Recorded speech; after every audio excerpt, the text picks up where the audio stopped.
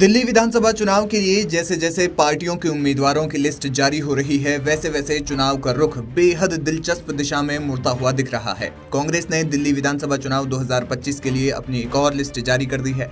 इस लिस्ट में उन्होंने एक ही प्रत्याशी के नाम पर मुहर लगाई है। कांग्रेस ने कालकाजी विधानसभा सीट से अलका लांबा पर दाव खेला है। जहाँ कालकाजी वही विधानसभा सीट है जहां से दिल्ली की वर्तमान मुख्यमंत्री आतिशी विधायक हैं।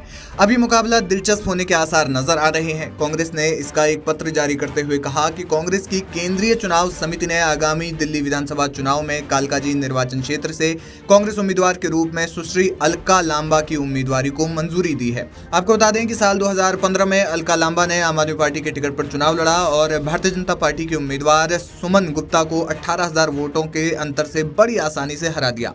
इसके बाद अलका लांबा 2020 के चुनाव में चांदनी चौक विधानसभा सीट से कांग्रेस के टिकट पर चुनाव लड़ी। कांग्रेस ने उन्हें आम आदमी पार्टी के उम्मीदवार प्रहलाद साहनी के सामने उतारा था, लेकिन इस चुनाव में उन्हें हार का सामना करना पड़ा और वे तीसरे स्थान पर रही। लेकिन इसके बाद भी अलका लांबा के रुतबे में कोई कमी नहीं आई। यही कारण है कि कांग्रेस के केंद्रीय नेतृत्व ने उन्हें राष्ट्रीय महिला कांग्रेस अध्यक्ष पद की जिम्मेदारी दी है।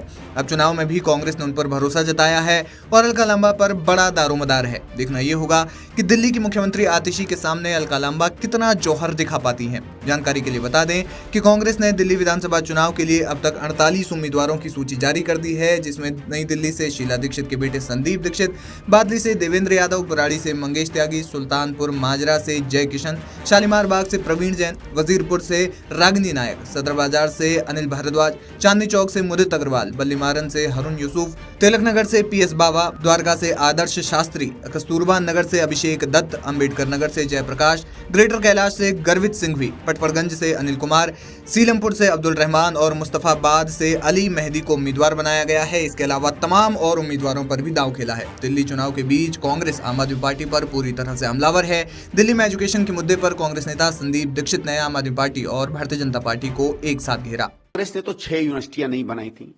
उसमें बहुत बच्चे पढ़ने लगे। अंबेडकर यूनिवर्सिटी बहुत अच्छी यूनिवर्सिटी बनकर आई। 10 साल में केजरीवाल साहब ने एक भी नई यूनिवर्सिटी नहीं बनाई, बल्कि एक जौनापुर में एक बहुत अच्छा वर्ल्ड क्लास का स्किल सेंटर कांग्रेस ने बनाया था। मनमोहन सिंह जी ने सिंगापुर के प्रधानमंत्री के साथ दस्तखत करके वो एग्रीमेंट किया और वो दिल्ली में वो एग्रीमेंट लागू हुआ। दिल्ली सरकार ने उस पर काम किया। आपने एक स्किल सेंटर को यूनिवर्सिटी अपग्रेड कर दिया। अपग्रेड करने से नई यूनिवर्सिटी नहीं होती है, यूनिवर्सिटी नहीं बनती है।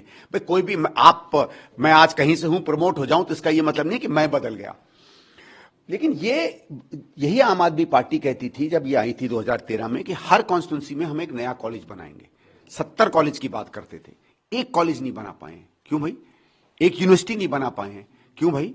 भारतीय जनता पार्टी जो बात करती है विकसित भारत की, एजुकेटेड भारत की, वो भारत जो दुनिया में जाके अपना नाम करेगा, कौन सा तीसरी, चौथी, पांचवी इकोनॉमी बन जाएगा। हायर एजुकेशन में आपने क्यों नहीं एक भी सीट बढ़ाई दिल्ली में?